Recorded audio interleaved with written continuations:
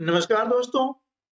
Success study Baloda YouTube channel में आपका स्वागत है।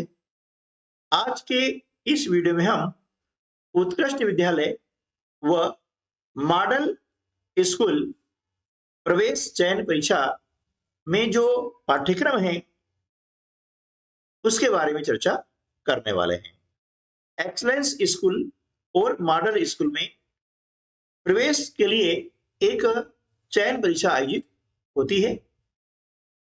इस परीक्षा में किन किन टॉपिक्स से प्रश्न पूछे जाएंगे उसके बारे में चर्चा इस वीडियो में करने वाले हैं। तो आइए शुरू करते हैं हम आज का वीडियो। देखिए, इस परीक्षा में चाहे वो एक्सलेंस स्कूल एंट्रेंस एग्जाम हो, चाहे वह model school entrance selection exam हो, दोनों ही परीक्षाओं का एक ही पेपर आता है। ठीक है।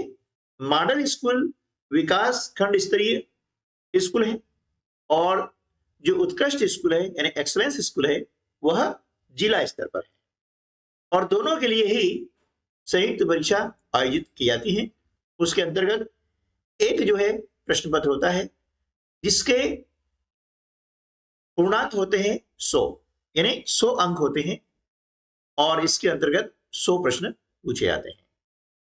अब 100 प्रश्न किन किन विषयों में पूछे जाते हैं उसके बारे में थोड़ी चर्चा कर लेते हैं। देखिए, हिंदी के प्रश्न पूछे जाते हैं 15 जो कि होते हैं 15 अंकों के, यानी इसमें प्रत्येक प्रश्न 1 अंक का है। अंग्रेजी यानी इंग्लिश में से 15 प्रश्न पूछे जाते हैं, गणित के 20 प्रश्न, विज्ञान के 20 प्रश्न, पर्यावरण के 15 प्रश्न और सामान्य ज्ञान के 15 प्रश्न। अब इन विषयों में किन किन टॉपिक्स से प्रश्न पूछे जाते हैं उसके बारे में आगे वीडियो में चर्चा करने वाले हैं और इन सभी के वीडियो हमारे इस चैनल पर उपलब्ध हैं जिन्हें आप प्लेलिस्ट में जा करके देख सकते हैं। पिछले वर्षों के वीडियो भी देख सकते हैं क्योंकि जो कोर्स होता है, जो पाठ्यक्रम होता है, ये प्रश्न होते हैं, वे हर वर्ष की परीक्षा के लिए महत्वपूर्ण होते हैं। यार देखना, ये मैथ के क्वेश्चन सॉल्व ही नहीं हो रहे हैं। समझ नहीं आ रहा क्या करूं। अरे भाई, तुझे परेशान होने की जरूरत नहीं है।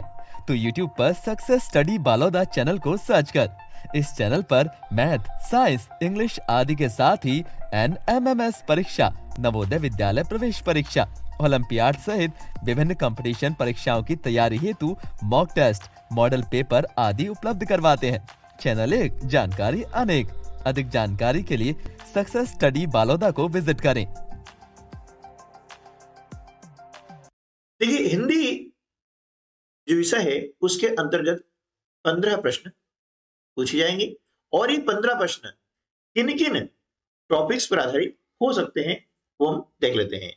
पहला है हिंदी भाषा की सामान्य जानकारी। इसके अंतर्गत वर्णमाला, स्वर, व्यंजन, है ना, इस प्रकार के जो है प्रश्न पूछे जाते हैं। उसके बाद में आता है शब्द। अब शब्द के अंतर्गत जो शब्द भेद होते हैं उन पर आधारित प्रश्न पूछे जाते हैं। यह तत्सम है, तद्भव है, रूढ़, योगारूढ़, यौगिक, है ना, इस प्रकार के जो होते हैं उन पर आधारित प्रश्न पूछे जाते हैं और इन सब पर आधारित मैं वीडियो आपको उपलब्ध करवा दूंगा। उसके बाद में विलोम शब्द, है ना, विलोम शब्द के बाद में आता है पर्यायवाची शब्द जिसे हम समानार्थी शब्द भी कहते हैं, है ना। इनकी तैयारी करना बहुत जरूरी होता है।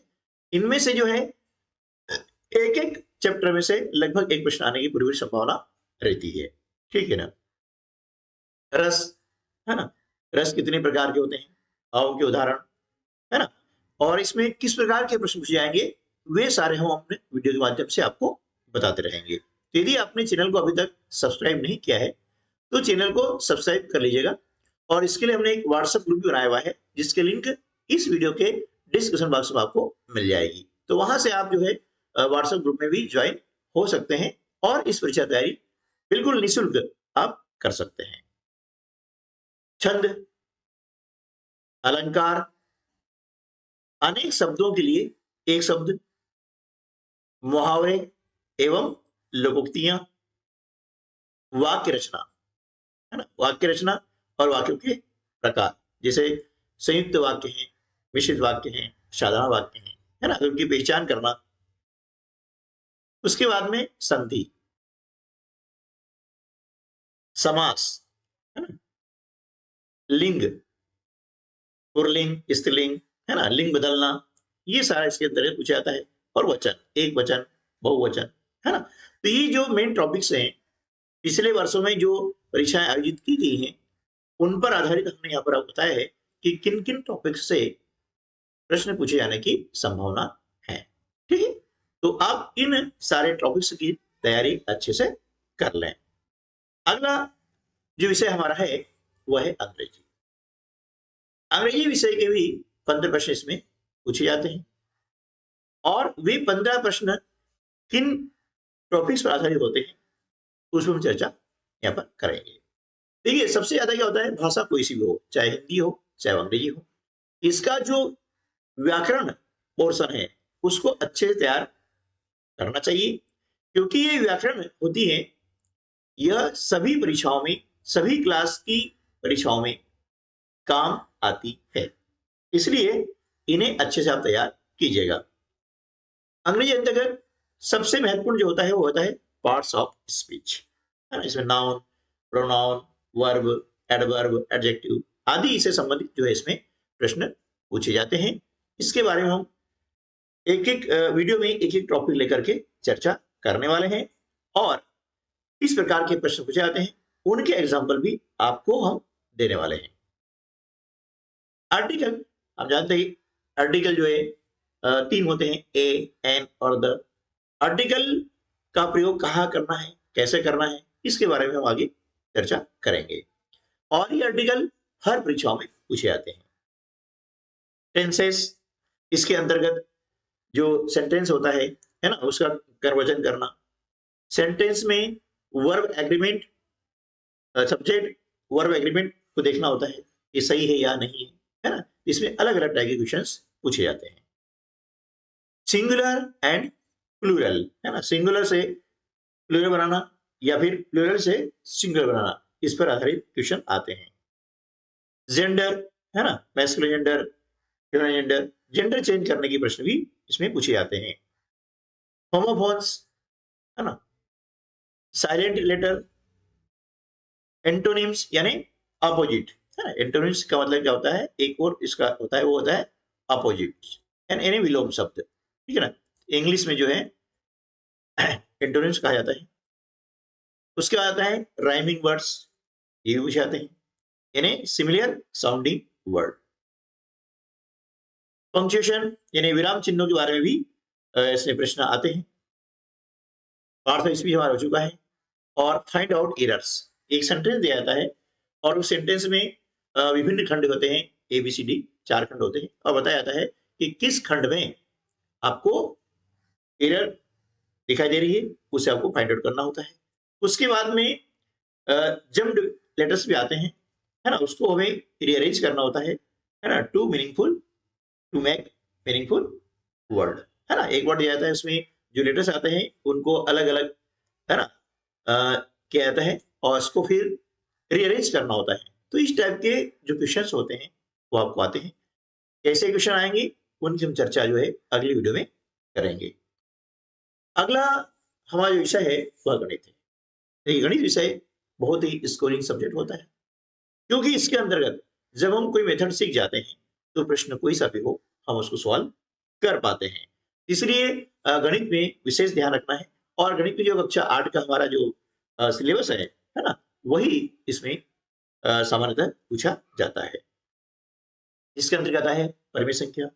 अब परिमेय संख्याओं में इसके जो गुणधर्म होते हैं, प्रॉपर्टीज होती है, उसके बारे में प्रश्न पूछे जाते हैं, या परिमेय संख्याओं के जोड़ घटाव गुणा भाग से संबंधित प्रश्न आते हैं। उसके बाद में आता है वर्ग एवं वर्गमूल। ये चैप्टर बहुत ही महत्वपूर्ण है, और लगभग सभी जो कॉम्पिटिशन एग्जाम होती है उनमें इससे संबंधित प्रश्न आते हैं। घन एवं घनमूल, घातांक, लाभ हानि एवं बट्टा, त्रिभुज और त्रिभुज के गुणधर्म, इससे संबंधित प्रश्न जो है परीक्षाओं में पूछे जाते हैं। चक्रवृद्धि ब्याज, समांतर रेखाएं, है ना, और समांतर रेखाओं के जो गुणधर्म होते हैं उसके बारे में प्रश्न पूछे जाते हैं। वृत्त, सर्वसमीकरण, एक चर वाले रैखिक समीकरण और अनुपात एवं समानुपात, इसके अंदर ही आता है सीधा और प्रतिलोम समानुपात। ठीक है, तो ये मुख्य रूप से चैप्टर होते हैं जिस पर आधारित प्रश्न अधिकांशतः पूछे जाते हैं। इनकी तैयारी आप अच्छे से कर लेंगे तो आपकी जो वार्षिक परीक्षा है तो 8वीं की, उसकी तैयारी हो जाएगी, साथ साथ में एक्सलेंस स्कूल की तैयारी भी हो जाएगी। इसी के साथ में जो एससी के स्टूडेंट्स हैं उनके लिए होती है परीक्षा श्रेष्ठता, है ना, एक रेसिडेंशियल स्कूल होते हैं प्राइवेट, उसमें प्रवेश के लिए होती है एग्जाम, उसका नाम है श्रेष्ठता परीक्षा। ठीक है, तो उसकी तैयारी भी आप आसानी से कर सकते हैं। यानी सभी इन परीक्षाओं का सिलेबस होता है, एक ही होता है और लगभग सब में इन्हीं टॉपिक से प्रश्न पूछे जाते हैं। तो आप एक की तैयारी करेंगे तो साथ साथ में 3 परीक्षाओं की तैयारी आसानी से हो सकती है। अब बात करते हैं विज्ञान की। विज्ञान के अंतर्गत भी 20 प्रश्न पूछे जाते हैं और इसमें भी सामान्यतः जो सिलेबस हमारा है कक्षा 8 का जो सिलेबस है उसमें से ही पूछे जाते हैं। जैसे ब्रह्मांड के बारे में, है ना, इसके अंदर सौरमंडल आ गया, वायुमंडल, पदार्थों का रूपांतरण, धातु एवं अधातु, प्रकाश, विद्युत धारा तथा चुंबकत्व, कार्बन, ऊर्जा के स्रोत, सूक्ष्मजीव और सामान्य रोग और जनन, इन चैप्टर से बहुत ज्यादा प्रश्न आते हैं, है ना। तो इन चैप्टर पे हम विशेष ध्यान दें और अच्छे से तैयारी करें। अगला जो विषय है वो है पर्यावरण, है ना। तो पर्यावरण के अंतर्गत पर्यावरण से क्या आशय है, पर्यावरण किसे कहते हैं, इससे संबंधित प्रश्न आते हैं और पर्यावरण प्रदूषण के कौन कौन से कारण हैं और उनके कौन कौन से दुष्परिणाम हो सकते हैं, उन पर आधारित प्रश्न पूछे जाते हैं। जनसंख्या वृद्धि के कारण एवं प्रभाव, औद्योगिक अपशिष्टों का प्रबंधन एवं विधियां, इन पर आधारित प्रश्न पूछे जाते हैं। अब आती है सामान्य ज्ञान की। सामान्य ज्ञान पर आधारित जो है 15 प्रश्न पूछे जाते हैं और ये होते हैं 15 अंकों के, है ना। ये प्रश्न कितने होते हैं, 15 अंकों के प्रश्न होते हैं। अब देखिए सामान्य ज्ञान की कोई सीमा नहीं होती, कहीं से भी पूछे जा सकते हैं प्रश्न, लेकिन फिर भी सामान्यतः हमें मध्य प्रदेश की सामान्य जानकारी होना चाहिए, है ना, इसके बारे में प्रश्न अक्सर पूछे जाते हैं। फिर खेलकूद एवं पुरस्कार, पुस्तकें एवं लेखक, कौन सी पुस्तक किस लेखक ने लिखी है, इसके बारे में प्रश्न आते हैं। कला एवं संस्कृति, है ना, कौन सा नृत्य कहाँ पर होता है, कौन सा मेला कहाँ लगता है, इस टाइप क्वेश्चन में पूछे जाते हैं।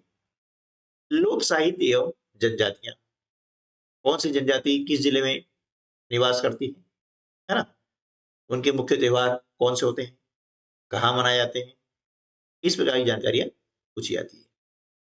समसामयिक सामान्य जानकारियां, यानी करंट अफेयर्स जो होता है, अभी चल रहा होता है ना, समसामयिक मतलब जो अभी हो रहा है करंट अफेयर्स, उससे संबंधित जानकारी आपको होना चाहिए, है ना।